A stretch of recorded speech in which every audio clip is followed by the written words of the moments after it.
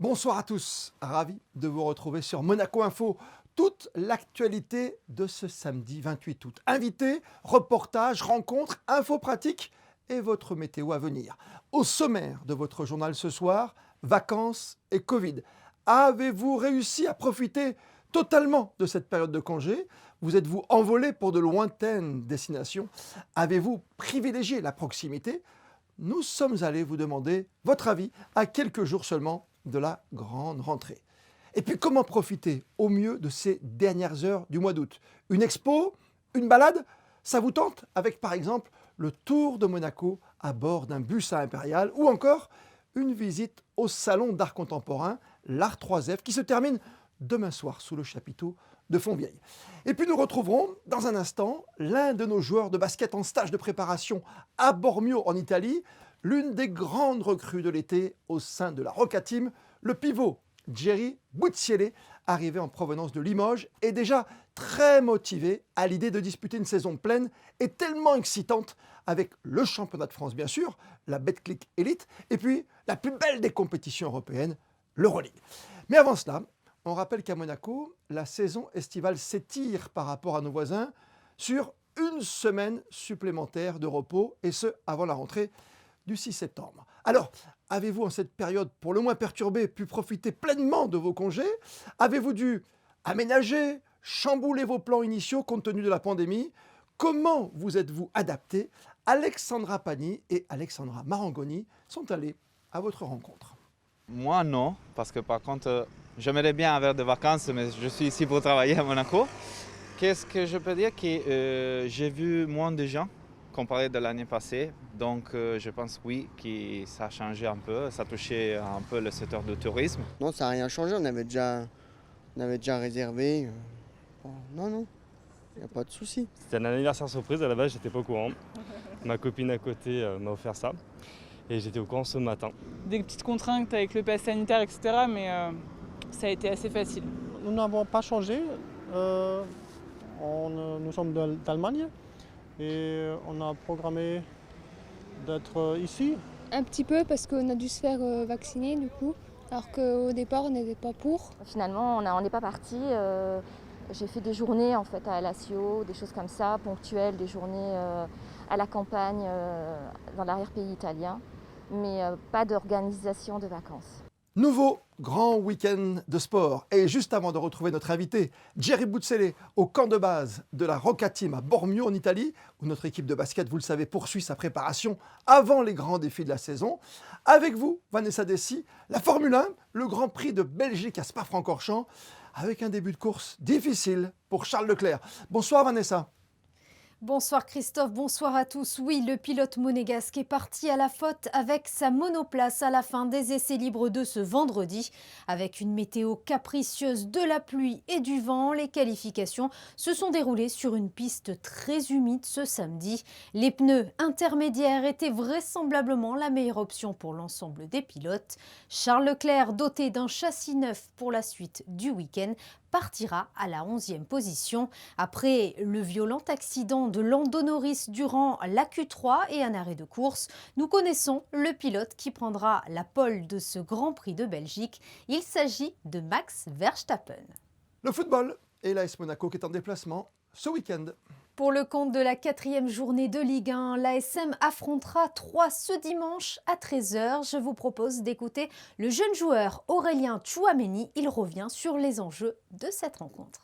La situation dans laquelle on est en ce moment en Ligue 1, elle ne nous permet pas de faire attention à l'adversaire ou quoi que ce soit. On se doit de gagner, que ce soit contre n'importe quelle équipe. Donc non, on n'est pas là pour sous-estimer Troyes ou quoi que ce soit. On va aborder ce match comme tous les autres matchs de Ligue 1.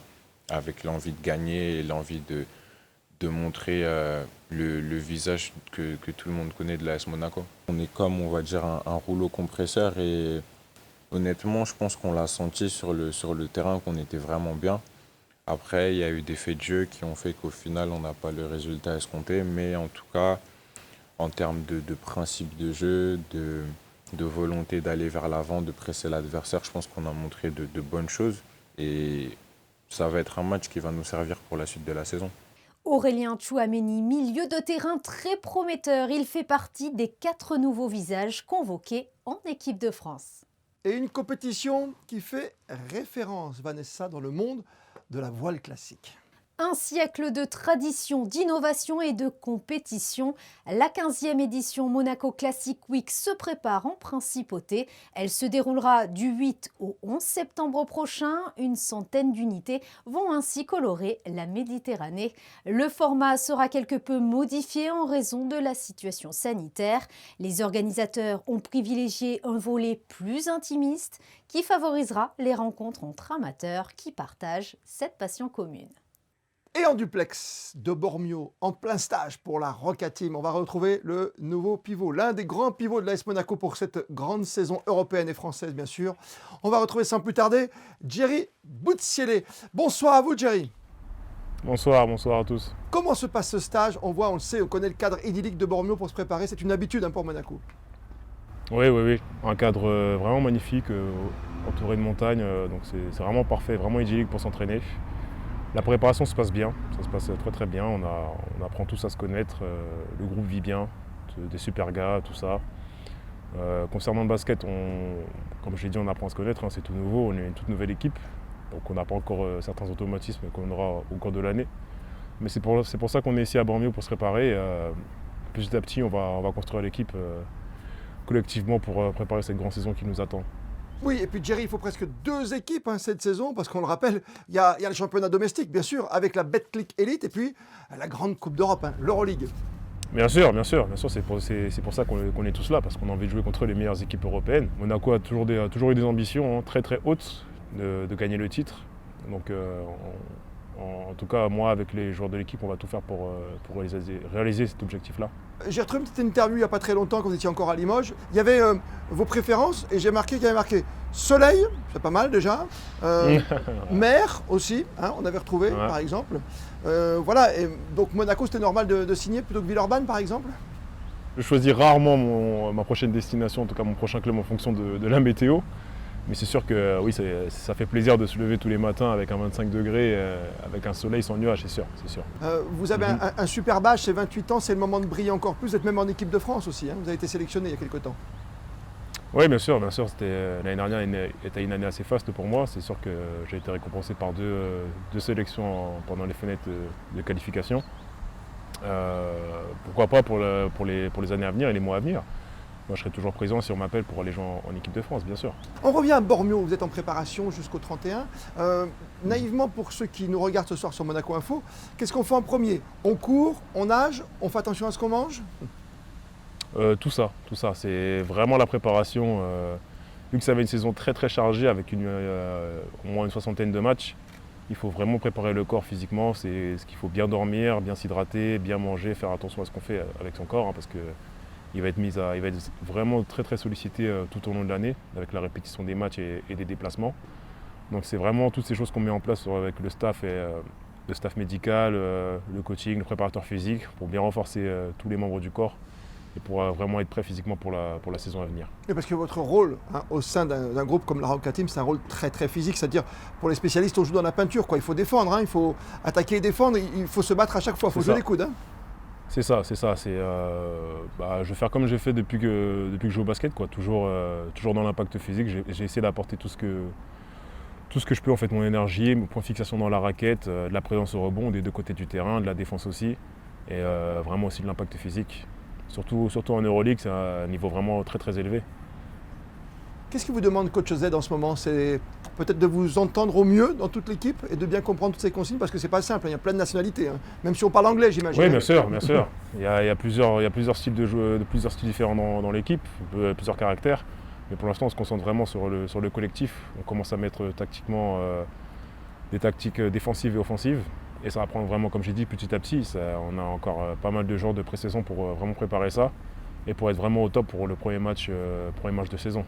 Et la crainte dans une saison qui s'annonce compliquée, double, parce qu'il va falloir jouer quasiment tout le temps entre championnat et Euroleague, c'est le risque de blessure. On se prépare pour justement sur le long terme en ce moment?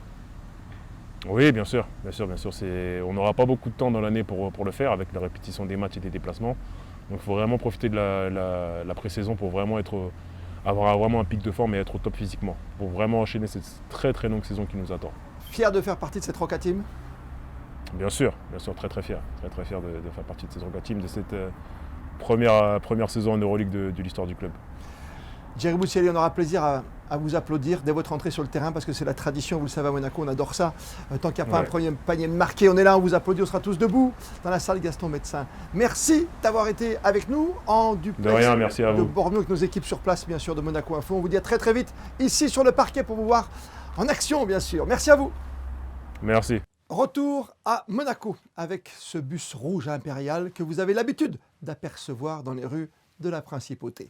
Alexandra Pani vous emmène à l'intérieur comme à l'extérieur de ce moyen de découverte original du pays, le bus Grand Tour. Nous avons pris l'habitude de les voir circuler dans les rues depuis leur mise en service en 2010. Mais peu de résidents ont pris le temps de monter à bord.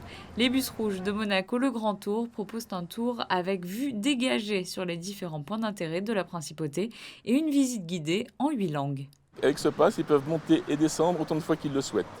Donc par exemple ici, nous sommes sur le port, ils vont prendre le bus ici, ils vont s'arrêter tout à l'heure au casino, ils vont aller prendre un café au Café de Paris ou visiter le casino. Ensuite, ils reviennent à l'arrêt, ils prennent le premier qui passe, parce qu'il y en a un toutes les 15 minutes. Et ensuite, ils remontent, ils continuent le circuit, et ils vont ensuite à tous les arrêts, ils peuvent faire la même chose. Des bus à Impérial qui peuvent accueillir jusqu'à 42 personnes en rooftop et 19 personnes à l'intérieur. Une clientèle qui est évidemment composée à 99% de touristes, puisqu'on le rappelle, le principe est de pouvoir visiter l'ensemble de la Principauté avec les points clés, comme ici, vous pouvez le voir derrière moi, le Palais Princier. Simplicité et gain de temps sont les atouts indéniables de ce bus à étage. Plus besoin d'utiliser un véhicule particulier. Si vous souhaitez l'emprunter, il faudra débourser par adulte 23 € pour un pass journée illimité. Les arrêts sont facilement identifiables avec leur panneau rouge et blanc Monaco le Grand Tour. Les résidents sont bien entendu les bienvenus à bord pour découvrir pourquoi pas leur principauté d'un autre point de vue. Le concept de l'an dernier avait séduit les amateurs d'art en Principauté. Le salon Art 3F est de retour cette année sous le chapiteau de Fontvieille pour une nouvelle édition encore plus palpitante. Christinda Tomel et Thomas Deus se sont rendus sur place. Cette seconde édition du Salon international d'art contemporain propose des échanges et un partage d'émotions. Entre peinture, sculpture et photographie, un savant mélange venu de France, d'Europe et d'ailleurs. Art 3F offre un concept novateur en réunissant sur un même lieu les galeries et les artistes tout en privilégiant le contact direct avec les visiteurs. Je pense qu'on a à la fois des gens qui aiment l'art, puisqu'ici on va trouver les 4 familles qui sont les peintres, les sculpteurs, les céramistes et les photographes. Donc tout simplement une jolie balade. Et puis il y a les acheteurs ou les futurs acheteurs, puisque nous sommes dans ce qu'on appelle l'art abordable. Donc on a des choses à partir de quelques centaines d'euros. Et puis après pour les collectionneurs avisés, on a ce qu'on appelle des signatures.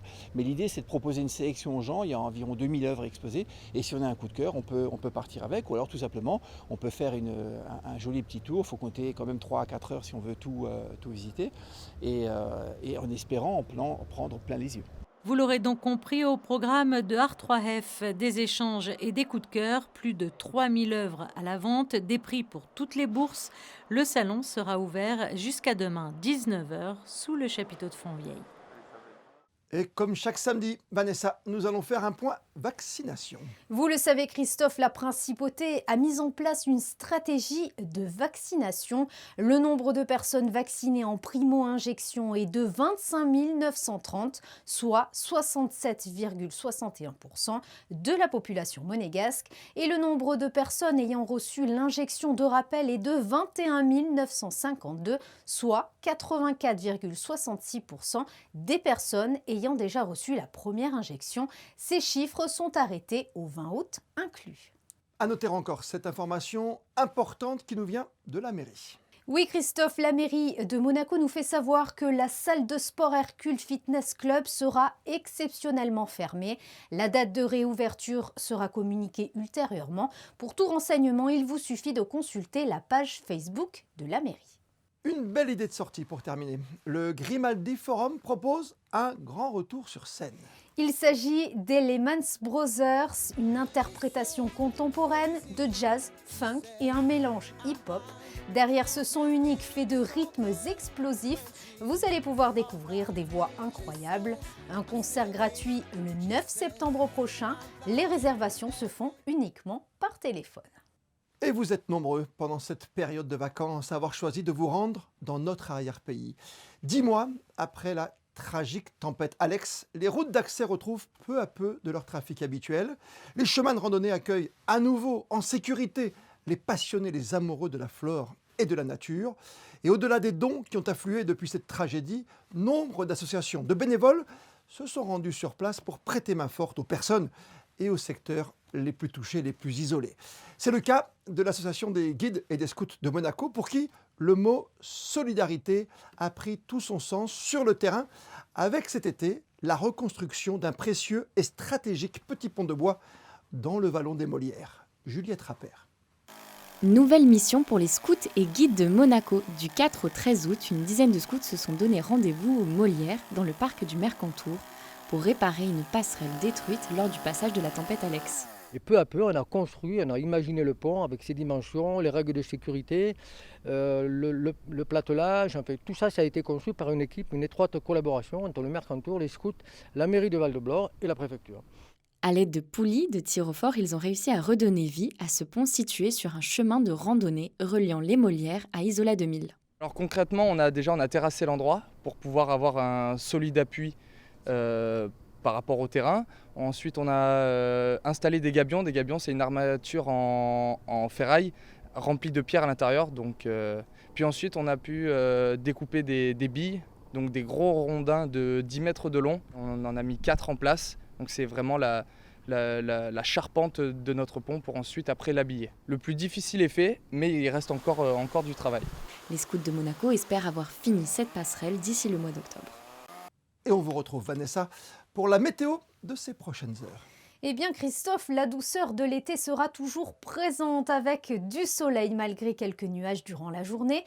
Une petite brise de 9 km/h pourra venir nous rafraîchir. Les températures oscilleront de 19 à 24 degrés. Le soleil se lèvera à 6h48 et se couchera à 20h14 et nous fêterons les Sabines. Et comme le veut la tradition, on termine ce journal par les instantanés du jour. Photo signée Manuel Vitali à Bormio, au plus près de la Roca Team. On se retrouve demain, dimanche, 19h, pour votre best-of, les meilleurs moments de votre semaine sur Monaco Info. D'ici là, belle et bonne soirée. À demain.